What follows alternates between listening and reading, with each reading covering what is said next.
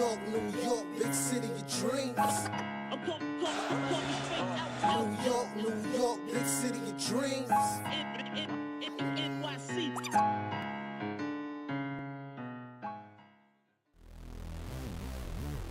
There we go. There we go. All right. What's going on? This is Jay Ellis from the Nick of Time show. Here giving you that Knicks talk just in the nick of time.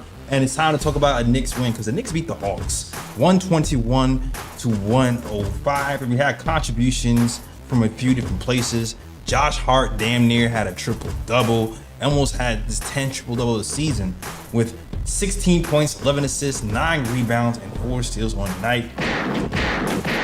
OG Anunoby came up big once again, playing out of his body and giving 24 points for assists with a rebound, steal, and 3 blocks for OG Anunoby. Our defensive player of the year, Karl-Anthony Towns, came up huge without any big men for the Atlanta Hawks to stop him with 30 points, 11 rebounds, and 3 assists. Mikal Bridges chips in with 20 points and 5 assists, and DeLon Wright came in with the 10 points. The Knicks had over 30 assists once again with 32 assists, and damn near had 2 40-point quarters back-to-back, 38 in the first and 40 in the second, and the Knicks cruised to a win against the Atlanta Hawks. And you know what, Lee? This is not one of those big celebration wins because, you know, it's a statement for these Knicks, but it's just nice to smack the Hawks once again. They were rolling dice on a garden floor last year, and now they're just a shell themselves, limping into whatever they want to call this end of the season. So I'm happy to beat the Hawks, and we're going to talk about this game, but more importantly too, we're going to talk about some rumors, some Kevin Durant rumors that have been following the Knicks. So stay tuned for that conversation. Okay, so before we get into that, I'm gonna introduce you to the Latin Assassin, ESPN contributor, posting toasted contributor. Our guy Lee Escobedo. What's good, Lee? Stop the show. Before we start, I want to give a well-deserved flowers to my main op, one of my main op, Nick Yak, in the chat, who had one of the funniest roasts that anyone's ever had of me, and eerily accurate, where he said that he bets it's Lee holding up the show, probably making tea or something. That is so specific and so true. A real listener about me and me as a person. I've never met you, Nick, yet, but you seem to have great insight into who I am as a person. I appreciate you, bro. That was hilarious. Yeah, absolutely. It was absolutely Lee's fault because he was drinking tea. Just kidding. A nice cup of chamomile every now and then. It soothes the soul. Oh man. Now, truthfully, guys, I plan to do the show at my sister's in New York. I was there, and I had some things set up so I could do it there. And then when it came time for showtime, it didn't set up right. So ended up going back to Jersey and setting it up. And now here with you guys today. Sorry for the wait, but we made it. We here talking Knicks basketball and other Knicks rumors. So let's pop it off, Lee. Let's pop it off. What did you think of this win? I had a great fortune of being invited by Uncle Freezy, friend of a channel, Belange Tears.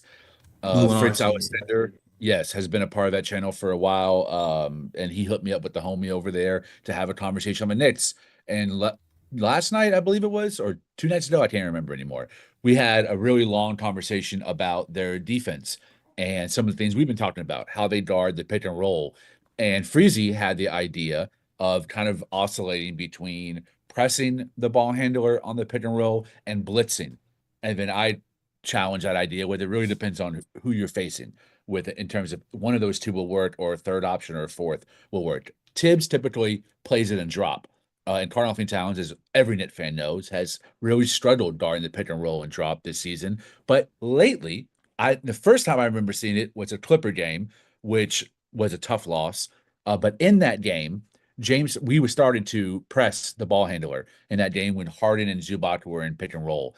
And it killed us in the minutes that Cat was out there, or Precious, because James Harden, one of the best lob throwers in the NBA. If you're pressing him, he's going to have an open outlet to the hoop, and Zubac was the recipient of many of his lobs. We end up losing that game because of our choice. Maybe it was Cat, maybe it was Tibbs, combination of both, to press Harden as a pick and roller. When Mitch was out there, Mitch is able to blow up a lot of that action. He blows up lobs. OG blows up a little bit, but mainly Mitchell Robinson. That's what makes him so unique. Tonight, I thought we did this afternoon, we did a great job of mixing up the coverage on pick and roll. Is one of the things I was looking for based on this very recent conversation I had with Uncle Freezy. And I saw opportunities where when Dyson Daniels was a ball handler, you saw Cat press the ball handler again. And Dyson Daniels is not the lob thrower. Trae Young might be the best lob thrower in the NBA. James Harden's probably number 2 or number 3. Dyson doesn't have that in his bag. So that really forced Dyson to make the decision. Do I either kill the shot clock more by moving the ball around, or do I try to go one-on-one with Cat? And most of the time, at the level, Cat contained him. I was impressed with that. That's something that now, depending on matchups, we can employ with Cat as the two-man in the pick and roll. Other opportunities, when Trae Young had the ball, especially in the top left-hand corner on the perimeter, you saw Cat blitz. Blitz very early, too, which then kills their sets. It makes everyone have to readjust on the floor, and it's too far away from the basket for Trae Young, even at his range, to either pull up for a 3 or get Capella or a Kungu for the lob. I liked that level of diversity within covering the pick and roll, because this is going to be very important whether we play Detroit in the first round between Cade, Jalen Durant, and Isaiah Stewart, or Milwaukee between whoever it is. It could be Gary Trent Jr., it could be any of their backups, and Giannis. I like it. Sometimes they even play a high pick and roll with Brook Lopez as a lob thrower with Giannis. So there's a lot of different matchups now. I think Tibbs is showing he can adjust in game, multiple different types of coverage within a 5-minute span there in the second quarter. Made me very optimistic for the postseason. All right. Came in hot with the deep dive pick and roll coverage. I was making tea and I had a lot of time to think. Well, I kind of said, Lee all year, not even all year, I do feel like Cat's had his best moments in pick and roll coverage, and it's not that many of them, but he had his best moments in pick and roll coverage when he's not rolling. He's, like you said, he's attacking when he's coming up to the foul line to meet a ball handler or a shooter, or when he's straight up switching. I just found plenty of times that's when we've covered it the best.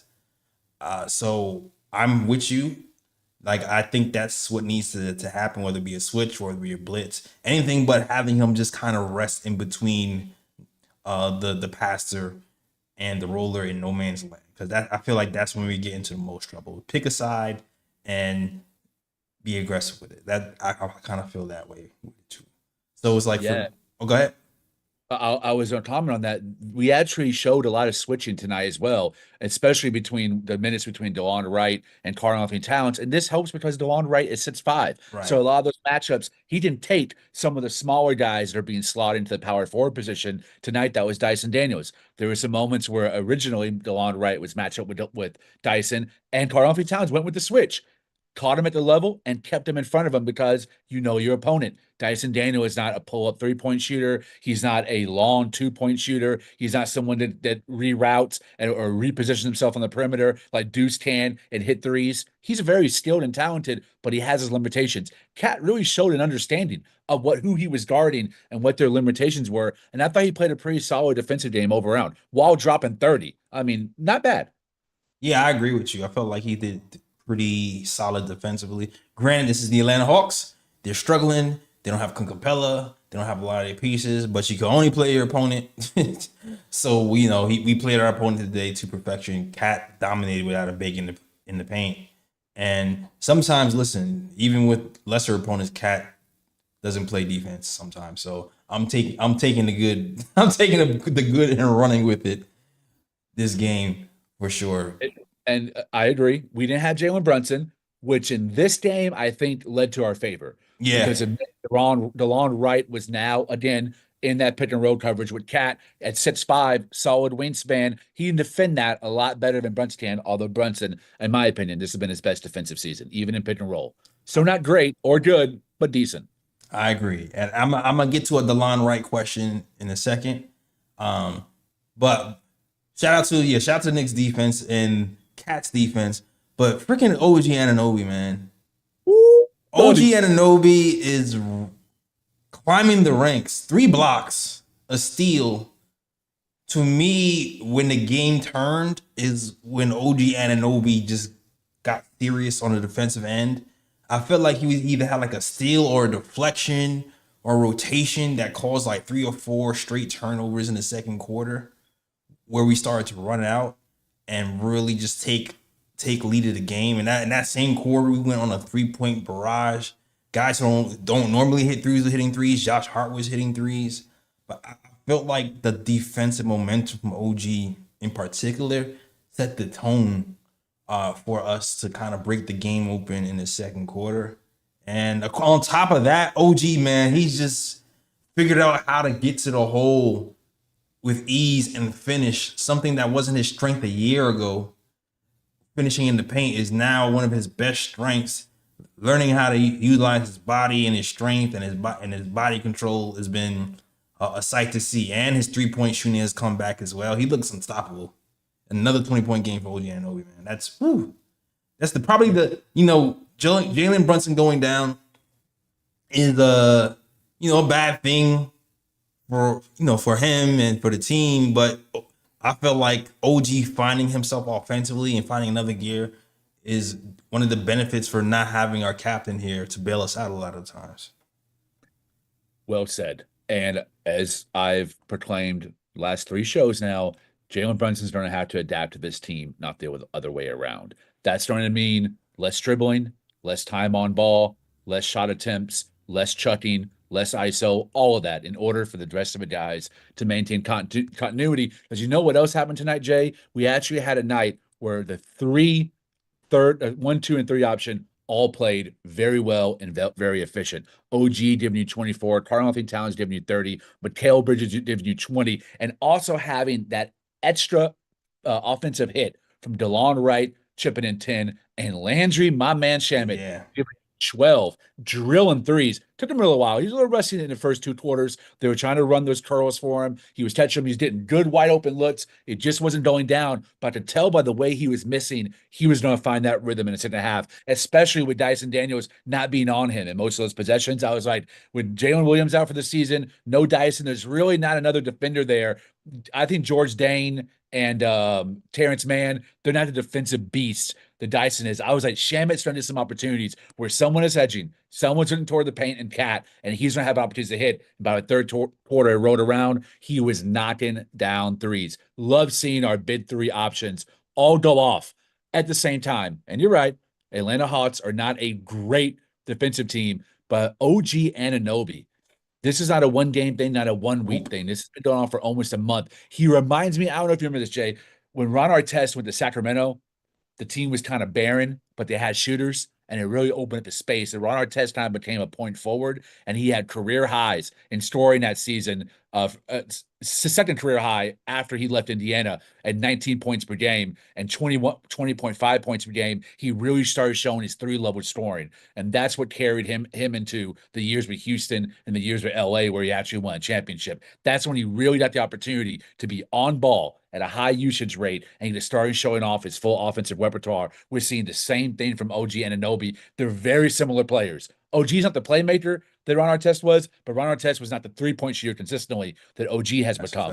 But that, and what you need in a modern era, the playmaking, we got that from everywhere else. Damn near Bridges is becoming an unbelievable playmaker. You got Cat, you got Brunson, you got DeLon Wright, paint on the bench. Hit that 3, OG, and damn it, he's becoming one of the best attacking the closeout bigs I've seen in an orange and blue uniform in the last 25 years.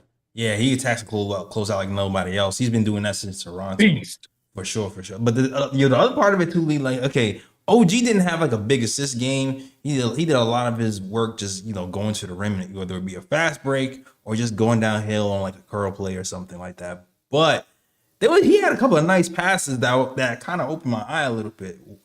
It didn't always convert to points. One was like a bounce. I think it was a bounce pass to the Cat on the move. I was like, okay, OG, you opening up your passing game a little bit. And the other one was he was driving and he did like a behind the back pass. I forgot who it was.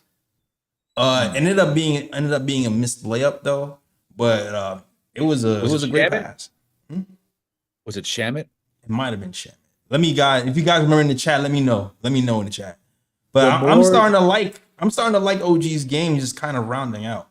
Whether it be the more he attacks the basket, the more defenders he's going to start to draw, and that's where he will actually be called upon to be more of a playmaker. He's not there yet because he's still picking and choosing his moments. When Brunson hits back, that's really where the shot diet is going to become the mirror what we're going to see in the playoffs. I think you're going to really start seeing percentage-wise, you'll be able to chart it and know for sure how many opportunities OG will get every night to be on ball, attacking the rim. And once that happens, that's when he starts to do the kick out. And Tibbs is running a lot of that penetrate and kick outs to the three-point line all season, but especially since Jalen Brunson went down, he's been doing it with Payne and DeLon Wright as a primary passers, and it's been working. I know we didn't shoot a whole lot of threes, but we shot them really efficiently tonight. I like to shoot over 30 threes a game. I think we took 30 and hit 15. So, 15%. I mean, awesome. And everybody was chipping in on it. It wasn't just OG.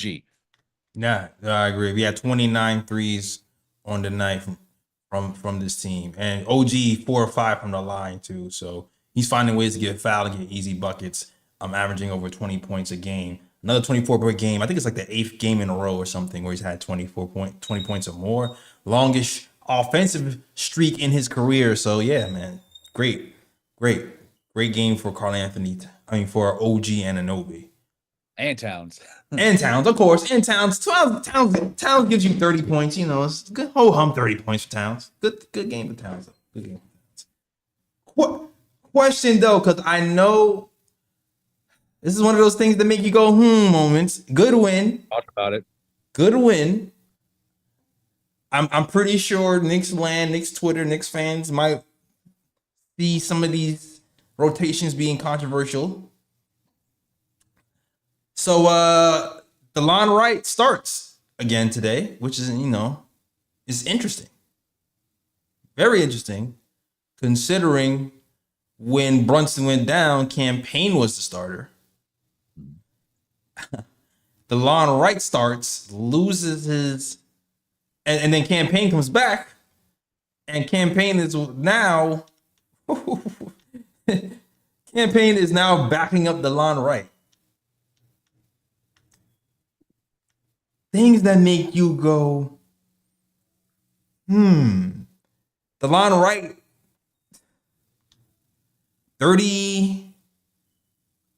28 minutes. Campaign 21 minutes. Big deal or something to ignore? Big deal.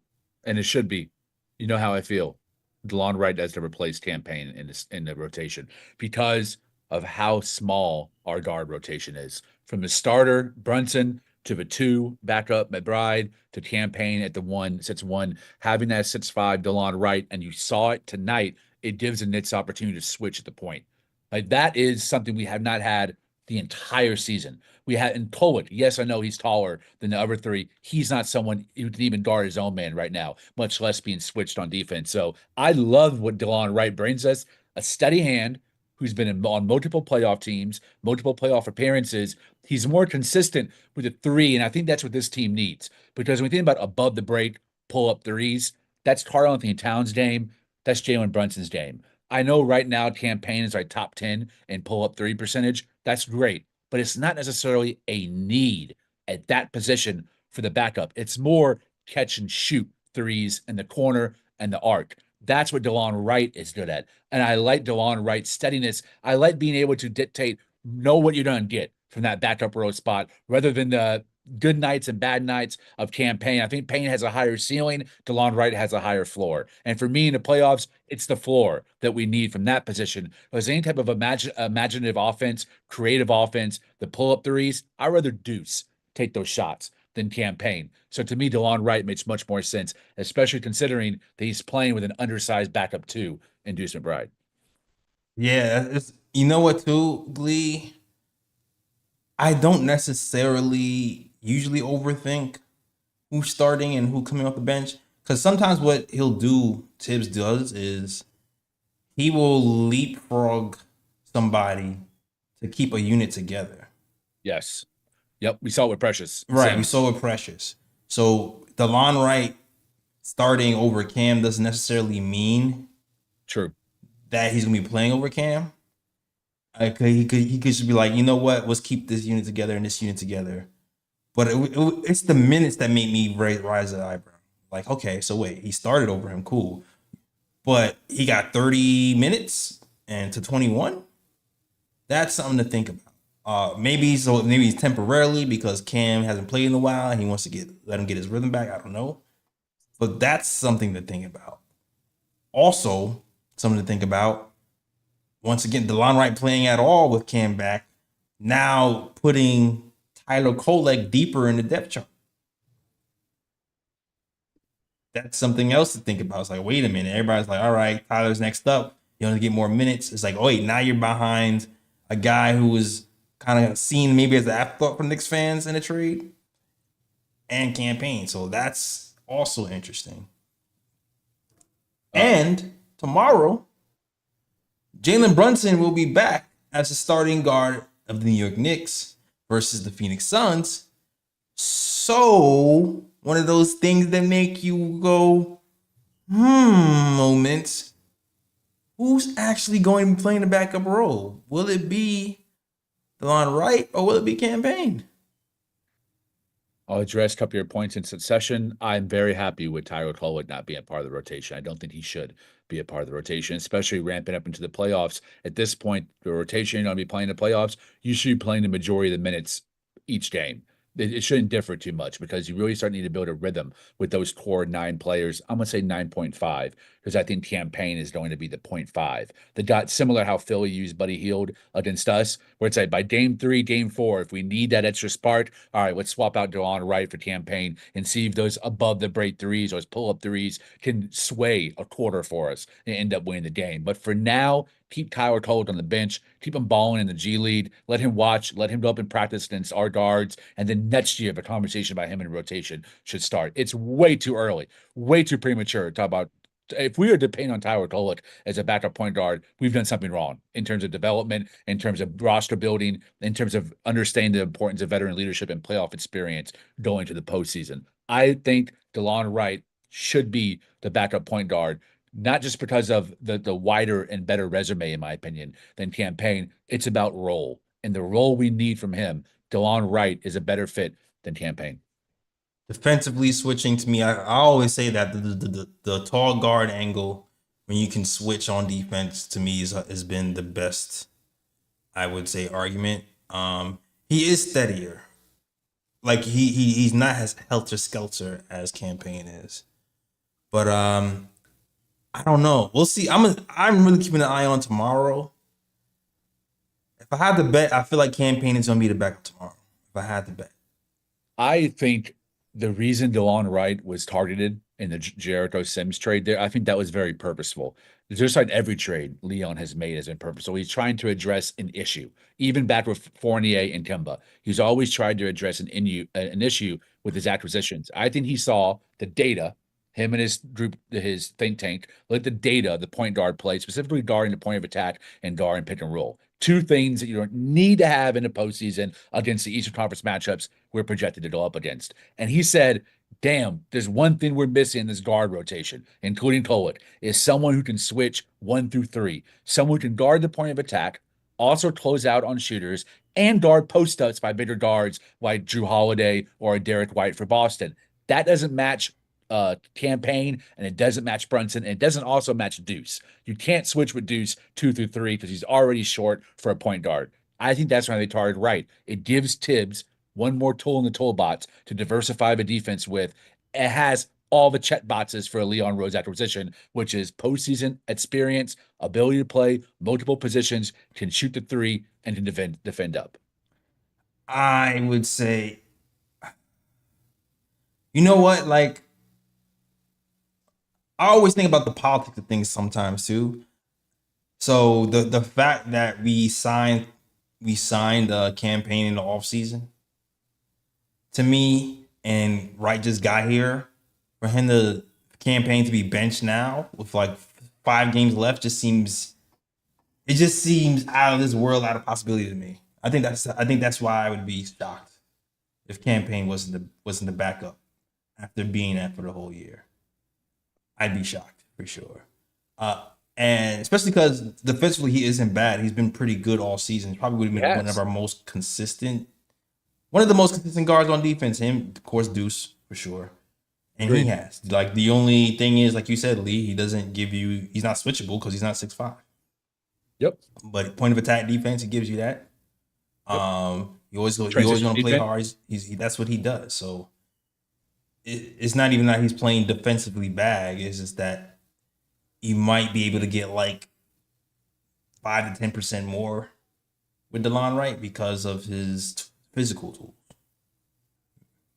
if anything. Yeah. But I agree, bro. Yeah, keeping an eye on it. It might make sense, but will it make political sense? I don't know. So I'm keeping an eye on it. Tomorrow, when Jalen Brunson returns and plays for the Phoenix Suns, I'll be looking closely to see who is backing him up. In other news too, I heard that Deuce McBride was practicing. Which is something I didn't even heard before, which is a good sign. I'm still very worried that he's been out this long with the grind. Hopefully he's back 100% healthy in the playoffs. There's not that many games left. So I would like to see him back on the floor to get game reps, at least a game or two. Having your first game back in the playoffs is not ideal. So yeah, I hope Deuce makes it back and get a couple of games in, because he's been a huge part of our bench depth and our bench scoring thus far. It's helped that other guys like Shamet has stepped up. Thank you, Shamet, for finally stepping up, because we needed some scoring off the bench, so I'm glad you have stepped up. But we need Deuce back in there just to have another attack guard in there who can shoot threes and be that spark for us.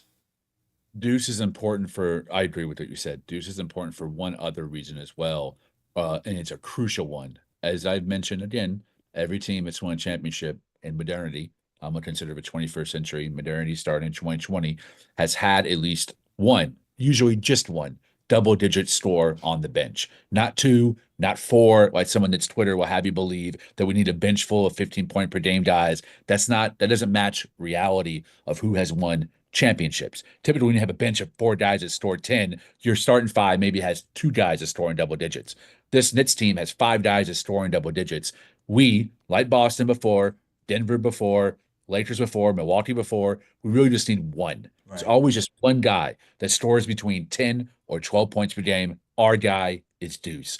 Deuce is the only one who can score off a dribble. He's the only one who can score in motion. He's the only one who can score on ball. Payne, DeLon, I love him. Precious, I love him. Mitch, all severely limited.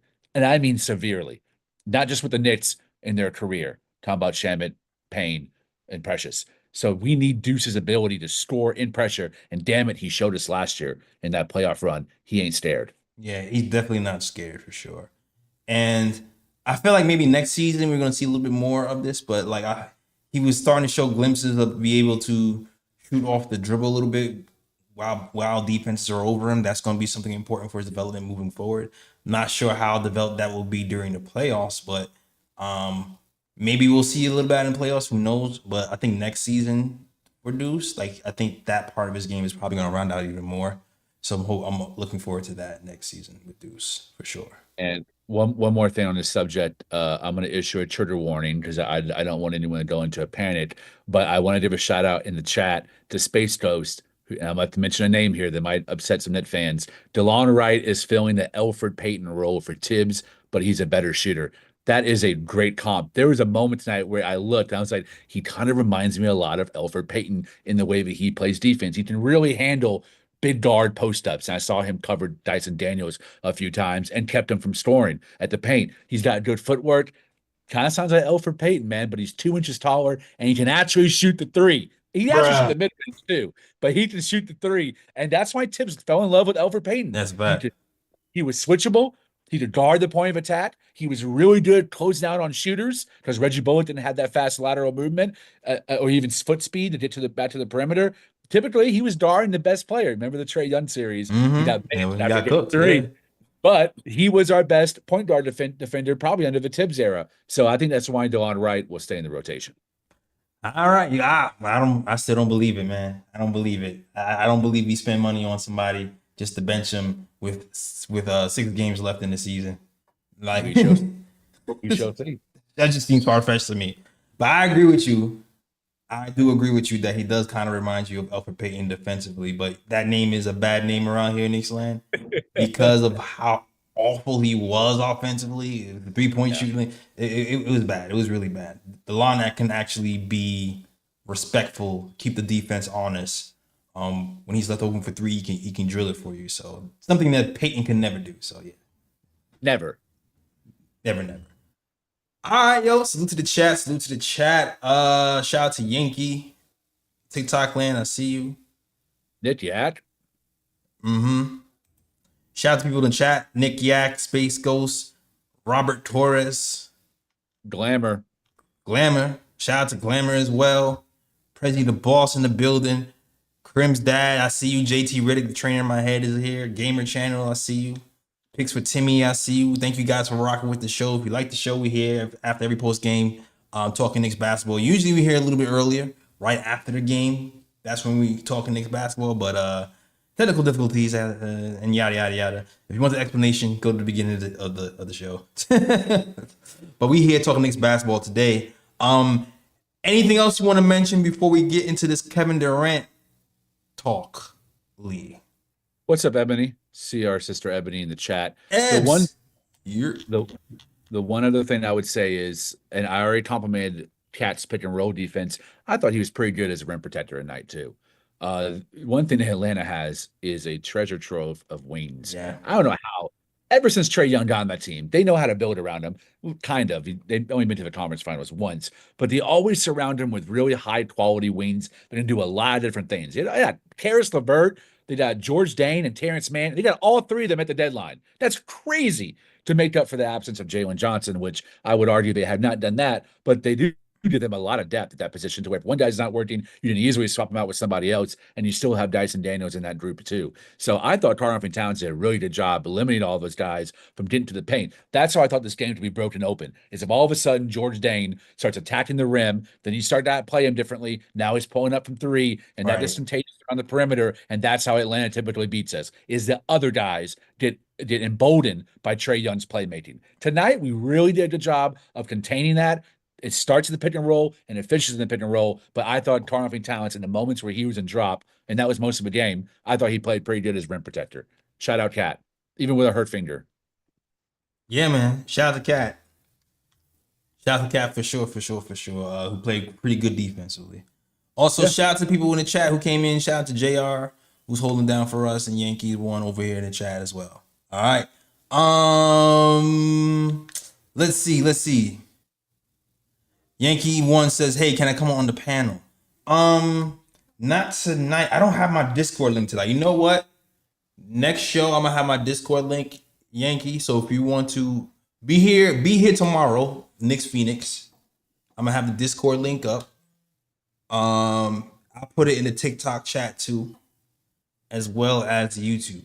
All right. So if you want to talk, you can rock with us. All right. Ebony's on her way, Jay. Oh, she's joining? Yeah. Oh, shoot. Hold on. Wait a minute. Let's go. Wait a minute. Hold on a second. Yo, Ebony, I'm going to send you the link. Hold on. I'm sending it right now. Is it just me, Jay, or does it feel like Atlanta's been the same team for like 4 years, man? They just can't get over the hump. I mean, that's why there's always these Trae Young trade rumors every other year, because they've been in the same place. It's like they had that 1 year when they shocked everybody. When it was like there was like damn near a playing team when got to like was like beating all these big teams in the East, and then after that the expectations grew and they never actually got back. I think they were a 5th seed that year because they beat us in the first round, then they beat Philly in the second round, and then they lost to Miami, I think, in the conference finals. And Miami went to the finals against Denver. Right, exactly. Or I can't remember. Anyways, Yeah, did they beat the Nets one year too? Or am I bugging? Atlanta. I don't think Atlanta did. Okay. Um, but that roster that went to East Conference Finals, I think only Capella and Young are still on the team. Everyone else is no longer on that team. They've completely rebuilt that team from the ground up and got rid of all the vets. And I think they've drafted really well. They've had some mistakes in the second round, but Jalen Johnson, man, if he was healthy, I think they would be a top 5 seed. I really do. I hope that they keep that core together. They'll probably lose Capella in the summer, but you got Kundru at the 5 who can hit some threes, good rebounder, bully ball. Yeah, just get everyone healthy and man, maybe we'll see. Trae Young, I think the jury's out on him as a leader, and if he makes other players better. Still in the Absolutely. summer. Absolutely. Yeah, I think I mean, he does make people better as far as he sets them up. His playmaking gives other people easy baskets. So I mean, his defense, I felt like he actually played defense this year. Or he attempted to for a good portion of the season. It helps that he had defenders all around him this season to kind of cover up his mistakes. Kind of felt like that was like a la Karl-Anthony Towns with the Wolves. When all the Wolves fans was in the chat talking about Karl-Anthony Towns playing better defense, I was like, okay, yeah, but also they had like otherworldly defenders all around him. So, I'll tell you but what feels like a fever dream is on draft night. I don't know if you remember, the Hawks drafted Luka Doncic and then traded him to Dallas for Trae Young, and the Hawks got an extra first rounder from that trade. And I think that extra first rounder ended up being Cam Reddish, if I'm not mistaken. But yeah, I can't believe Trae Young is still on the Hawks and Luka's gone from Dallas. That is crazy to think about. That Trae Young that's outlasted true. Luka for the team that I thought Trae Young was going to be traded a year after the ECF because of how bad that they bounced back or they fell off after that. I can't believe he's still on that team and Luka's in LA. That's wild, man. That is super wild and it's crazy. I think it's one of those situations where, well, I can't even speak to the Luka thing. I still don't really understand it. There's a bunch of theories about it, about they're building casino and that's why he traded them because they wanted to tank the value of the team, and I don't know, that makes more sense than actually traded him. So that maybe that is true. I don't know. but the fact I kind of feel like they just kept Trae Young because they wanted to prove that they was kind of right. Maybe I don't know. That's the only thing I can think of. I think there's a possibility, even though I think there was a regime change in between. Someone left, and then that's when Landry Fields took over because Landry Fields wasn't the guy who drafted him. It was someone, might have been Danny Ferry or somebody else who drafted Luka and then traded for Trae Young. But Landry Fields has kept Trae and continued to build around him. And I think he's done a pretty good team. He got hit by injuries this season, Capella out and Jalen Johnson out. But man, they're still fighting. They're a tough play-in team. They'll probably be the 9th or 10th seed in Yeah, the playoff. and Hunter was a beast too, man. Yeah. But I thought they got a pretty good return for him. Karis LeVert and George Dane, that's not bad. It's not bad. LeVert's solid.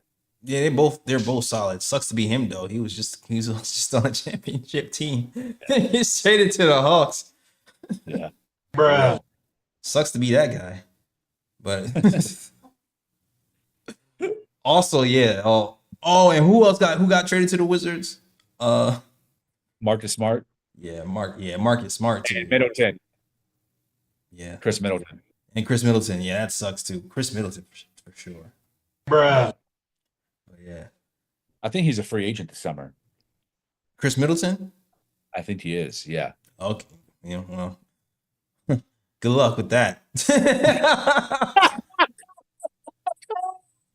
That man has got his last contract, man. Get ready to learn Chinese, buddy. Exactly. Exactly. Yeah. You're gonna have nice cars over there, though. That's for sure. You're playing in China. Bro. Middleton, man, that sucks. That's a tough fall from grace. Yeah, straight up injuries. Just straight up injuries. Yeah. Mid-range assassin. Yeah, we just talking basketball, waiting for our sister Ebony to get in here before we get into our next topic. If you're wondering why, he's like, what are you? But salute to the chat. Shout out to Nick Yak, Felicia Lee, E. Gibson, Space Ghost. They're already getting on the Durant topic. I see you. Y'all want to talk. I already see it. Nick, yes, it's ridiculous. We don't have 55 million and players need to make a trade at the second apron. It's not OG and Mitch or Bridges, McBride, Mitch, and another 12 million players. Okay, I missed the beginning of that conversation to see the context. Breaking news. Well, I kind of not breaking news. Interesting tidbit. Sorry, I didn't want to think something crazy happened. I had to check myself. The who we play in the first round is very close. I don't know if everyone's keeping attention on it, but it's a tie right now between the Pistons and the Bucks. And I think between those two teams, the Bucks over tiebreaker. So right now, it changed. At the beginning of the day, we were playing Detroit. Now we're back to playing Milwaukee. If Milwaukee wins tonight, which they're playing the Heat and they're up by or down by one with 5 minutes in the fourth quarter, Detroit lost. That to switch, and now we're playing Detroit again. So very interesting. These last couple of games are going to determine our first round opponent. I much rather prefer Milwaukee. I'm tired of his very difficult first round series. Damn it, the Hawks, which I thought we would win as a higher seed. Then we had to play the Cleveland Cavaliers. That was tough. Then we had to play the Philadelphia 76ers, and maybe the toughest first round series I've ever seen in my life. That was like way too difficult. They were not a real 8 seed or a real 6 or 7 seed as they were locked in as. That was a fluke. They were basically a 3 seed, in my opinion, how talented they were, especially not once Embiid got back. So I hope we play Milwaukee. I just think the Knicks have kind of earned an easy first round to prepare us for the very most difficult second round series we've ever faced. Probably the most difficult we've faced since the 90s. So yeah, if we play Detroit, I still think we win, but Detroit's so physical. I'm worried about injuries personally. I agree. I 100% agree, man. The way and the thing is, we've had our way with Milwaukee, regardless of Dame playing or not, too. Yep. It's not like, oh, Dame is there and like, nah, Dame has not been able to guard Brunson at all whatsoever. It's cooked them repeatedly. They've always been a slow team in fast break. The Knicks have been really good in the fast break lately, so I feel like we've gotten better as the season goes along as far as like fast break points. So I feel like the advantage is there as well, and we have multiple shooters. We have multiple people who can score now with Brunson here, with OG doing this thing and Cat. I feel like those three in particular, they're gonna give Milwaukee a lot of headaches that they don't have. Like Kuzma. Kuzma is still like a mystery to me how he's gonna perform in the playoffs. He's a healthy body though, so he's not Middleton. So at least he's healthy. Yeah, their X factor is Kevin Porter Jr. He's kind of been the lightning rod off the bench. He from the Clippers. He's been playing very, very well for them. Looking at the box score at night, he's chipping in 17, 9 rebounds, 7 assists. And he's been playing pretty high level since the moment they traded for him. So I think he's a guy who would be the nit killer that we really have to focus on when he comes in. And so Bridges is guarding him for the entirety of his possessions. But I like the fact that they don't have someone to put us in a pick and roll action at the point guard position. It's probably going to be in a bid and bid between Brook Lopez and Giannis is the most likely. But Cade presents, his own set of problems with Jalen Durant. So either way, it's going to be tough. But I agree with you. I like Milwaukee because of Dame, but also because of Doc. There's one coach I think that Tibbs can absolutely run the floor with in terms of steam. It's Doc Rivers. So advantage us. Yeah, I want to talk about playoff performances with coaches and stuff. Yeah, Doc Rivers is up there with one of the worst playoff performing coaches in history. So, yeah, Thibodeau, you should do your thing against them. We have power in our own hand. We played Detroit, not the Nets game, but I think the one after. We play the Pistons next week. So by beating them, we really kind of control where they stay. If they were to lose, they kind of drop out from potentially playing us and have to play somebody else. So I'm rooting for that personally. I want to play the Bucks. For sure. I want to play the Bucks too. And look at that. Just no basketball talk to get our sister Ebony back. Let's go.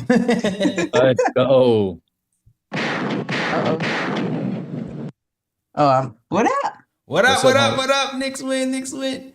Yo, Ebony. We look good. What's up? We transitioning out of the Knicks, the convo with the Knicks. Talk about something spicy. What's that? there has been rumors about a particular superstar who burned us once, joined the New York team, and has been traded to Phoenix. And it's been reported that there's been mutual interest between the Knicks and Kevin Durant at the trade deadline. Now, keep this with a grain of salt. Not sure how true or false, whatever. I ain't hear he even regularly say this, so I don't know what that like. If he ain't don't say it, I don't know. Personally, Sham say I don't. We'll see. But there's been rumors that the Knicks and Kevin Durant have mutual interest. Knicks weren't the only team mentioned. I think Houston was on that list as well, and a couple other teams.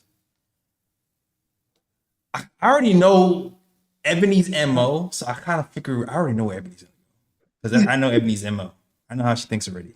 But I'm gonna ask you guys, how would you feel about a Kevin Durant trade to the Knicks?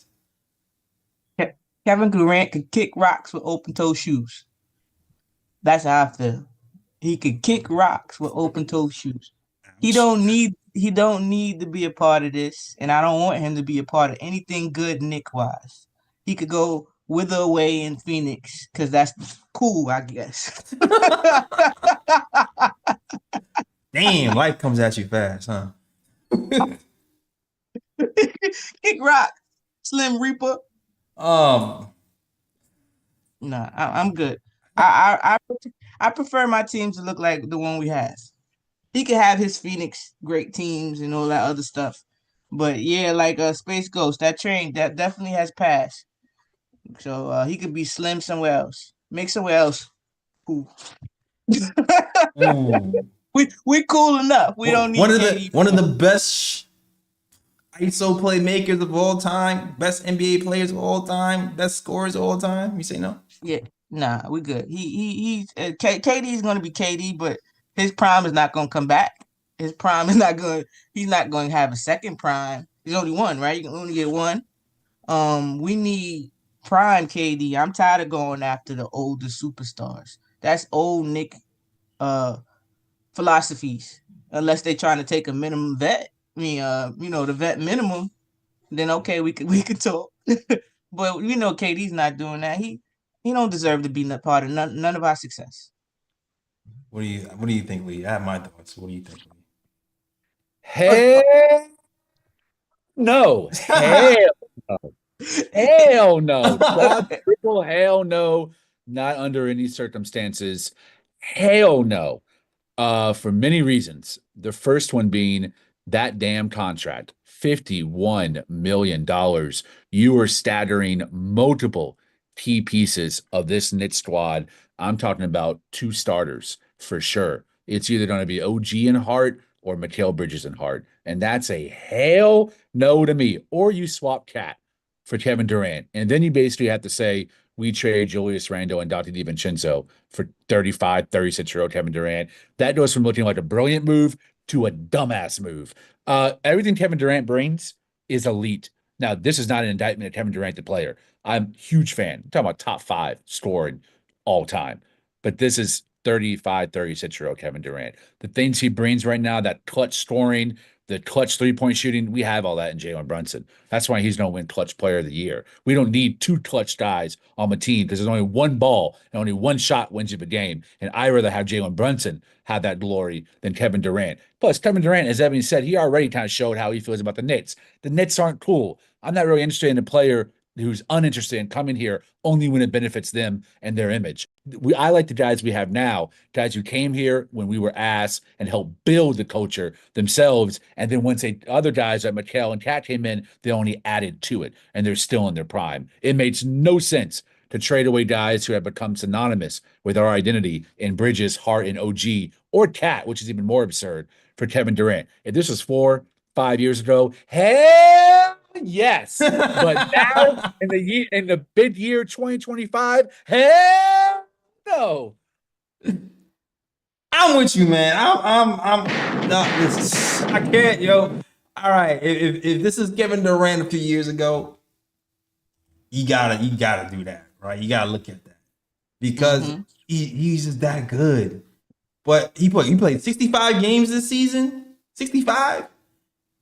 Played what 70 last season, but before that played what 35 games the season before. Like the it seems like the time of him having multiple seasons of playing 70 games or more are possibly behind him. And that is we're pretty much saying, hey, we're gonna win the chip in like a year or two. Like that's what it says in my mind. Like we gotta win the chip in a year or two. The talent, of course, there's nobody as talented as Kevin Durant on that team right now, for sure. But I feel like it shortens our. I just feel like it shortens our window for sure. Where it's like we're just really committed in these next 2 years. This guy just had like a massive injury a few years ago. It's just too much. It's a lot of risk for me personally. Yeah, I'm good. I like my players non-divas. I don't like that whole superstar. I play, I know Kevin Durant loves the game, and I'm a KD fan when it comes to his game because he is KD. You get what I'm saying? A walking bucket. But at this age, at this time when we have to give up so many pieces first to get him, and we see what lack of pieces look like with him in Phoenix, why we do the same? That's Why exactly I would was we going make there. that That's where I same? was going next. That's Why would we make that same mistake? that's how I was going next. It's like when you look at Phoenix and you go, wait a minute, they got Booker and Durant. And they have Bill too, but Bill, But Booker and Durant alone should net you a playoff berth. Correct. So when it doesn't, then you got to think, all right, why didn't it work there? Because they depleted their team. Mhm. So why would we then deplete our team and recreate the same problem over here? Perfectly said. Perfectly said. Yep. So keep the team together, find some roles, build some chemistry. Dolan came, man. I hope these rumors are true. Dolan went on the Roommates podcast and talked about how he foresees this team being together for the next few years to build chemistry. Hopefully, they isn't blowing smoke up our asses. He also said that Leon is in control and he doesn't have any input when it comes to Leon's basketball moves. Hopefully Leon is thinking the same thing where he just wants to kind of build with his team and make marginal changes, and we go in that direction. That's what I'm hoping happens for sure. Yeah, me too. Because you see teams get there and then they make these crazy they make these big changes and then it hasn't always worked out. You know, when you look at the math, you look at even Atlanta. They tried to make the big moves after they made their little run and it kind of didn't work out. That was kind of why they did the Murray deal, I believe. Trying to strike the iron while it's hot. Right. We just Well, we Murray got just injured made too, so yeah. So I just think we should build we're building kind of just like how the Denver Nuggets did when they were on their way to their chip. They had big names and it took a while to find the surrounding pieces. I think we found that's them surrounding pieces. And even when it comes to drafting, it's kind of similar of how what Denver did. We took a chance. We took a bunch of chances because we had a decent team. Took a chance on Hot Cordy, took a chance on Tyler, took a chance on a 19-year-old kid from France. right. All these chances, and one of them took a chance on an injury of Kevin McCullough, and he might have been a lottery pick had he not gone through those injuries. So we took a lot of chance. It really reminds me of the way that Denver kind of built. You get you some solid pieces that you truly believe in, and then you just get some good people that star in their role. And then on the draft, you take big swings because if it works, hey, Right. it's just I like this way of building a team. It seems authentic. It's organic to me. It doesn't seem rushed or pushed now. I It agree. Like also I yeah. agree. And I it all okay. Kevin Durant addition to this, or a Kevin Durant acquisition would mean you're compromising both your offense, the pecking order, whose team is it, who takes the last shot, which you don't want to do when you have great chemistry on that end. We're finally coming into form there. It also complicates you on defense. Hart and Mikal Bridges. Now Hart hasn't been great this year, one-on-one defensively, but in transition, he's been pretty good. He's still the effort there on closing out on three-point shooters, not always there, but Mikal Bridges is. And you're talking about giving up a average NBA defender and elite defender in Mikal Bridges. For Kevin Durant, two guys who play every game to a guy who plays half the games. Right. Or if it's Cat, now what do you do? Now you have Kevin Durant and Mitchell Robinson as a 4-5. Like that doesn't give you a whole lot of explosiveness either in the guaranteed time where Mitch is out and Durant's out. Then what does your front court look like for a month and a half? Precious Achua or Hot Porty, it complicates you significantly on both ends of the ball. And my last point is Kevin Durant has shown a tendency to get into it with his coaches. Like Jacques Vaughn got into it with, Steve Nash got into it with, Frank Vogel got into it with, Mike Budenholzer got into it with. Tom Thibodeau almost guaranteed Kevin Durant would get into it with Tom Thibodeau. And I like right now that we have guys who, when they have issue, they bring it up in a very subtle, professional way, and it's dealt with but outside the fans' eyes. I don't want to see a severe incident where Kevin Durant either refuses to go in the game or there's a blow up on the bench with him and Tibbs because the narratives are already on. They're boiling. It's the media is ready to pounce on that, and I want to avoid that at all costs. Let's keep it good vibes, the immaculate vibes.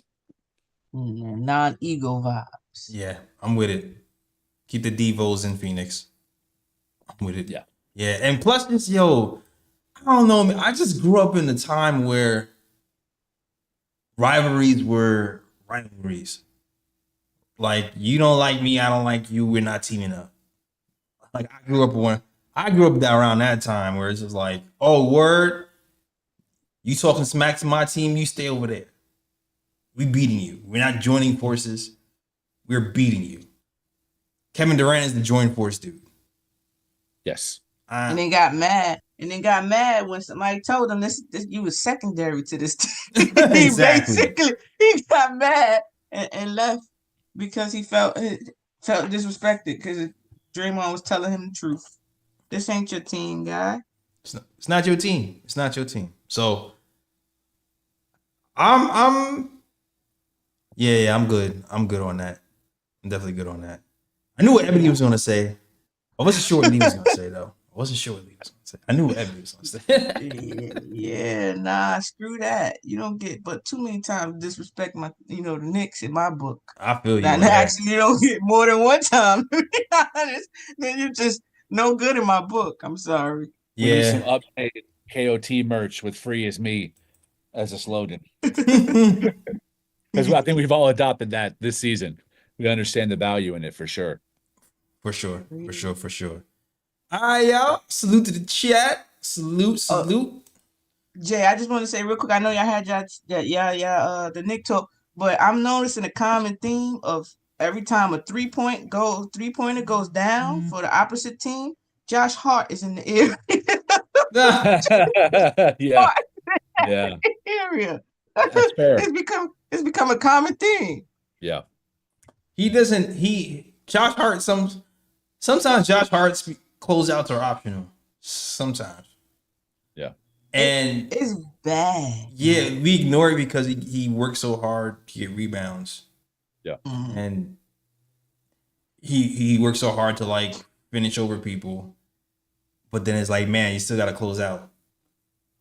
So yeah, it's real sometimes.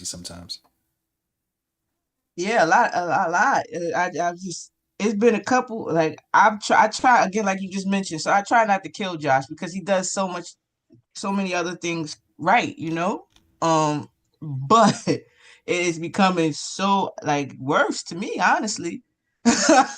As how open or every time somebody's hitting a 3-pointer, I'm looking and it's Josh Hart. And it's Yeah. a lot of times, like you mentioned, I don't even know if it's all the time trying to cheat for the rebounds, because a lot of times he's trying to go help. His gauging of distance between him and the shooter, it's off. Something off there. Yeah, no, I'm not even saying it's because he's trying to get the rebound. I'm just saying, or maybe it is. Who knows? Yeah. It just seems like he doesn't really close out all the time, or he does like a half-hearted closeout. Yeah, as opposed to other people on the team. And he's becoming a little bit of a watcher too. I've noticed him watching a lot of cases, a lot of instances, and him and them boo-boo the fool turnovers. Lord, he trying to help ATL play defense. Oh yeah, I ain't playing no defense, huh? Here goes still. Here goes still. But that's that. You gotta take it, and that's that's always been Josh. He's had some of the craziest turnovers. So I hope we can get that together. Yeah, and it's one of those things too, where it's just like 82 games. Like I feel like we're damn near third place. Like it's like I think did we lock it in there? I feel like we might have locked it in today with this win, right? I'm not sure. I didn't look at the stands. It depends on the Bucks. Okay, it depends on the Bucks. So it's like most likely with third place. It's like Bucks are tied right now. 3 seconds left. Woo! All right. These are the couple of things I wanted to talk to you real quick before I know because y'all talked about it, but about OG. Something else that I learned that I realized to help us when Jalen Brunson comes back is right now OG is getting the number 1 defender. He had Dyson Daniels on him, so learning how to do what he's doing against the first perimeter defender. What does he look like against the second and third ones now when JB is there? The whole iron sharpens iron thing. So now instead of doing this against the Dyson Daniels, he's getting the secondary or maybe even the third defender, best defender. What does that look like when OG is playing like this? So good point. And what does it look like for Mikal Bridges too, getting the 4th best defender? Yeah, maybe that'll help him be more consistent on that end. It's facts. Yeah. That's not gonna matter when we play the Celtics because the 4th best defender is like I think if we're physical with Boston, it changes a lot of things. I truly believe that. Like if well, like who's the 4th best defender in Boston? Like they're to me they're a finesse team. Boston is more finesse, more 3-point finesse type vibes. If you physical, if you take away their 3-pointer, if you take away their 3-pointer, what do they look like? If you make it physical on both ends because they're not the best rebounding team, right?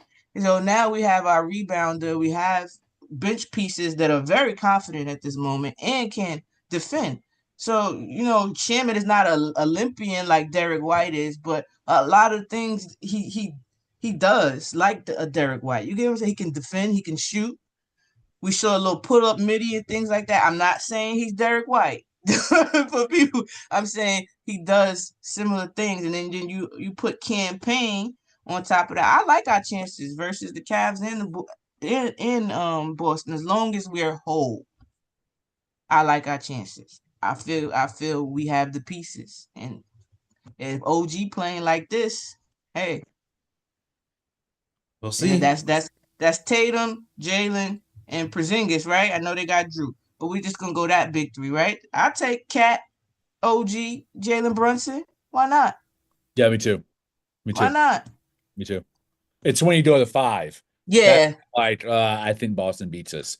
5. Well, with the 5, even with the 5, if Josh Hart, that's the real problem. That's the question. That's the X factor. Him from 3. It's Josh Hart. And Tibbs' willingness to adjust with the 3. If they're going to let him shoot, don't just let him shoot us into a loss. Yeah. Adjust. Maybe try somebody else. Do you do Deuce for that series starting, yo? No. Start? I would shoot. You know what I'm doing for the start. It's just too small. Like you're not cheating off of Deuce. I guess you lose on a size battle. I think Hart. I think it stays the same, and it's Boston. You got to start Mitch against Cleveland, though. Yeah. I wouldn't start Mitch against Boston. Oh yeah, smart. Yeah, smart. Yeah, for sure. But the Josh Hart thing, I'm just like, if you had to switch it up because Josh Hart not shooting is killing us, who do you go to? Mm-hmm. DeLon Wright. You got good, like you could just try. I know, but to The me, things that make you go. to me, Tibbs, it's like he's almost again stubborn. He's like, I ain't changing because the team, this opposite team, trying to force me to change. Oh no, we're gonna make this work. Almost it seems like we're gonna make this work. I'm not changing because they trying to make me change, but in reality, sometimes you have to because He did change Atlanta. He benched over Peyton, took him out of the entire rotation, Yeah, and put in Rose. that's so a I'm saying, fact. I hope he does. He continues to do things like that because last game against Cleveland, he let Josh just keep shooting and shooting, and that was the pure. You could tell that's what Cleveland wanted. Yeah, And that's what Like, Boston's gonna do. So keep an eye. I'm just keeping an eye on that. yeah. All right. yeah, I'm cool with that. Like again with Tibbs and his robotic ways. One more point with the cat. Cat come back from his fake injury. I'm immune. I'm immune to Cat. If he ain't got tears coming down his eyes, I'm immune. I have a son that is born in the same month he is. I know a drama king when I see one. So Yeah, I'm if he ain't dead. got I'm tears dead, bro. and rolling around, I don't believe it. I don't believe it. Right? Why did Tibbs, when Precious was going off right before he came back, why didn't Tibbs steal a couple of minutes for a cat? We were up by a billion anyway. You know, I agree. a little bit more minutes for Precious while he was in his groove. Why just hurry up and force Cat here? That was very robotic to me. Like very old. This is what I'm supposed to do now. We up by a trillion. Let Precious cook. We need him. Get his confidence together too.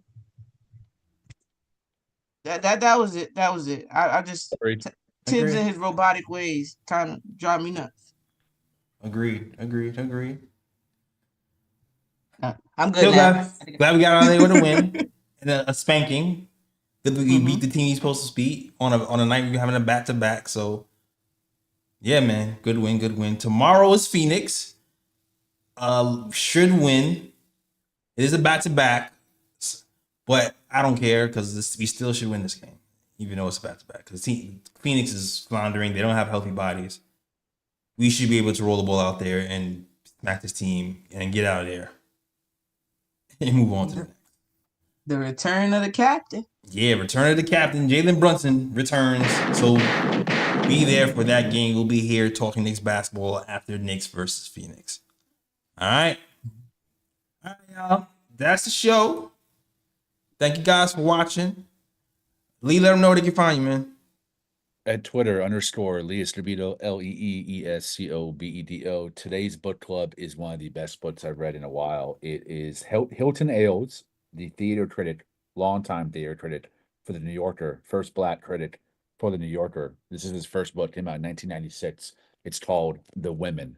It's his first memoir. It's kind of a memoir about his life. It's also a psychological book just about like thinking and being and identity. And he writes about a handful of women, one of which is his mother, who was a West Indian immigrant from America, and how the disintegrated relationship between his father and his mother had a deep impact on his identity as a gay Black man growing up in the 80s, as well as the mother of Malcolm X, who he writes very sweetly and gently on in her role in turning Red Little into Malcolm X and the impact that had on America, just the role of mothers with famous people, but also himself as a writer and how mothers impact writing, which has a lot to do with me because this book of poetry I'm writing is all about my mom and I's relationship. So this is called The Women by Hilton Ailes. You can find it for $5 on eBay or any half price books. Very good book. Highly recommend. All right. Salute to Lee. Thank you for the recommendation. All right. Ed, where can you find you, Ebony?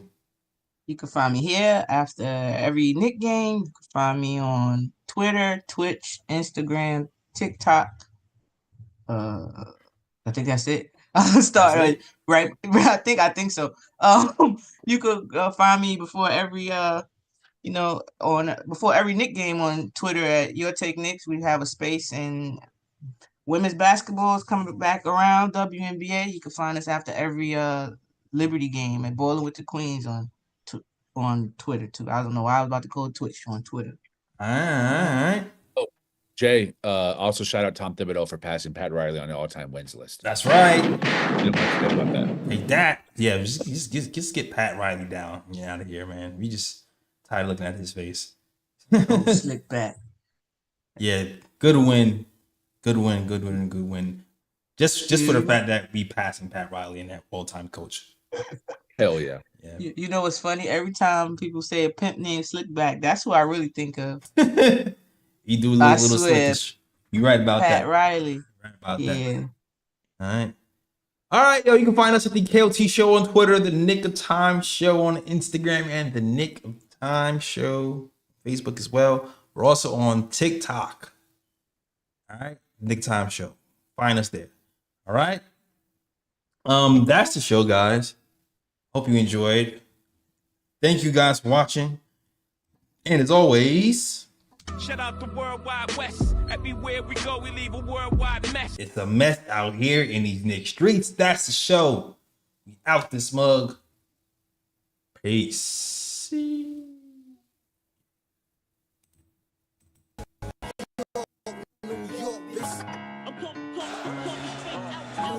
New York, big city of dreams.